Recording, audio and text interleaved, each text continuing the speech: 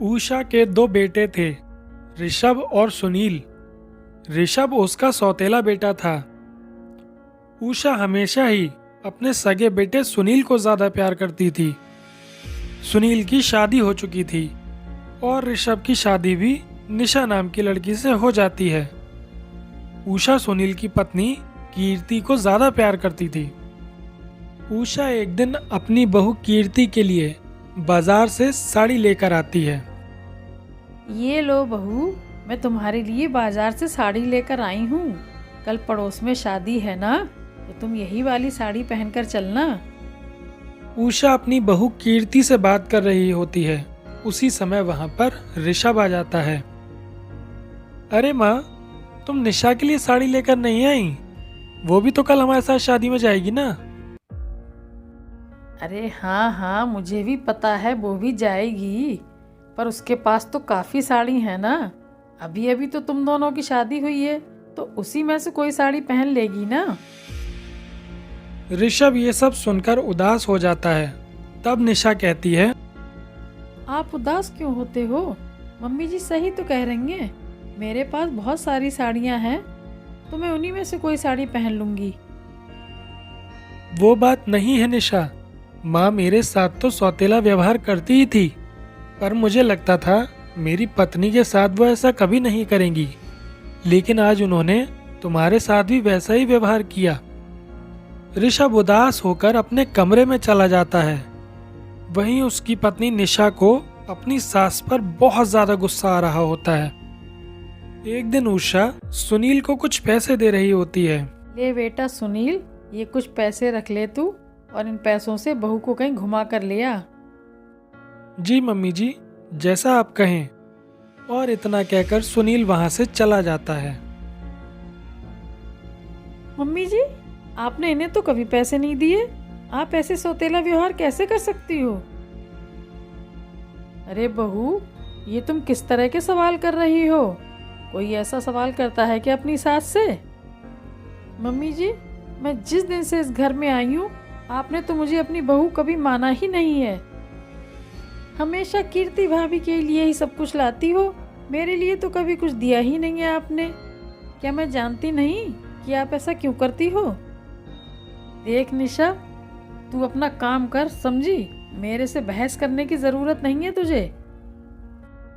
सास बहू आपस में बात ही कर रही होती हैं कि इतने में वहां ऋषभ आ जाता है।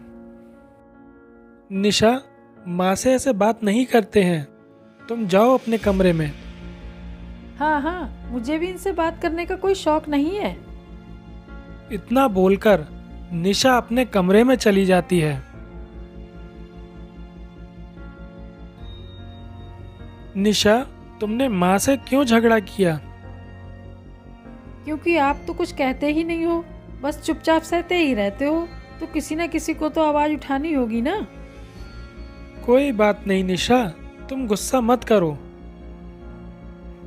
निशा रसोई में खाना बना रही होती है कि तभी वहां पर कीर्ति आ जाती है। निशा, तुम मार्केट से ये सामान ले आओ। मैं क्यों जाऊं? आप भी तो जा सकती हो ना। दिख नहीं रहा है मैं खाना बना रही हूँ? अरे हाँ हाँ, तो क्या हुआ, खाना बनाने के बाद चली जाना। अच्छा, खाना भी मैं ही पकाऊं और बाजार जाके सामान भी मैं ही लेकर आऊं? खुद तो कुछ करोगी नहीं। ओहो, जुबान तो देखो कैसी चल रही है तुम्हारी। तुम अभी अभी आई हो इस घर में, तमीज में रहो, नहीं तो सासू माँ से बोल कर ना तुम्हें मायके भिजवा दूंगी। ओह, हाथ लगाकर तो दिखाओ मुझे, देख लूंगी। बहुत मनमानी हो गई है तुम लोगों की, समझी? कीर्ति निशा को मारने आती है, तभी निशा उसे धक्का दे देती है। ओई माँ, मर गई मैं। आज के बाद मुझसे बदतमीजी की ना तो अच्छा नहीं होगा फिर। कीर्ति रोते हुए अपने कमरे में चली जाती है। मुझे उस निशा चुड़ैल ने धक्का मार दिया, मुझे नहीं रहना है इस घर में। अरे कीर्ति, ये तुम कैसी बातें कर रही हो? अगर इस घर से किसी को जाना होगा तो वो है ऋषभ और निशा। उन दोनों को निकालेंगे हम इस घर से। नहीं, मुझे अलग घर चाहिए। कान खोल कर सुन लीजिए, मुझे जल्द से जल्द अलग घर दिलवाइए और नए घर का इंतजाम करिए। मुझे इन दोनों के साथ नहीं रहना है बस। हाँ हाँ, वैसे कुछ दिनों से मैं भी यही सोच रहा था। अच्छा हुआ तुमने कह दिया। मैं माँ को बता देता हूँ। माँ क्या करेगी हमारे साथ जाकर? मैं तो चाहती हूँ कि बस मैं और तुम दोनों ही कहीं शिफ्ट हो जाएं, इन सब झमेलों से दूर। अरे माँ को ऐसे छोड़कर जाना ठीक नहीं है कीर्ति। वो तुम्हारा कितना ज़्यादा ख्याल रखती हैं। हम्म, ख्याल रखती हैं? तुम उनके सगे बेटे हो ना, इसलिए तुम्हारा ख्याल रखती हैं। अगर तुम भी सौतेले होते ना तो मेरे साथ भी वैसा ही व्यवहार करती जैसे तुम्हारे सौतेले भाई और उसकी पत्नी से करती हैं। हाँ हाँ, अरे लेकिन फिर भी। फिर कुछ नहीं, तो हम तो इस घर से दूर जाएंगे या फिर मैं अपने मायके चली जाऊंगी, बता देती हूँ। अच्छा बाबा ठीक है, मैं माँ से इस बारे में जाकर बात करता हूँ।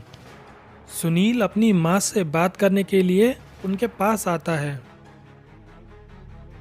माँ, मैं सोच रहा हूँ कि कीर्ति के साथ अलग घर में जाके शिफ्ट हो जाऊँ। अरे वाह बेटा, ये तो बहुत अच्छा सोचा है तुमने। तो कब शिफ्ट होना है हमें? मैं पैकिंग कर लेती हूँ। नहीं माँ, मैं और कीर्ति ही शिफ्ट होंगे बस। आप यहीं रहिए, ये हमारा पुश्तैनी घर है ना, आप इसको संभालिए। अरे बेटा, तू तो मेरा सगा बेटा है, तू ही मेरे साथ ऐसा कर रहा है। मुझे अपने साथ ले जा बेटा। सुनील अपनी माँ से बात कर रहा होता है कि तभी वहाँ पर कीर्ति आ जाती है और पीछे से निशा भी आकर उनकी बातें सुनने लगती है। अरे माँ, आपको पता भी है ना किराए के घर में कितना खर्चा होता है, और अगर आपको लेकर गए तो खर्चा और होगा। आप तो बस यहीं रहो इसी घर में। कोई बात नहीं सुनील, तुम दोनों चले जाओ, माँ यहीं रहेगी हमारे साथ। हम माँ का ख्याल रख लेंगे, तुम दोनों अपनी गृहस्थी जाकर संभालो। उषा को ये देखकर मन ही मन बड़ी खुशी होती है। वो मन ही मन सोचती है कि जिसे मैंने सौतेला बेटा समझा, आज वही मेरे साथ खड़ा है और मेरा ख्याल रख रहा है। मेरा अपना खून मुझे अकेला छोड़कर जाना चाहता है।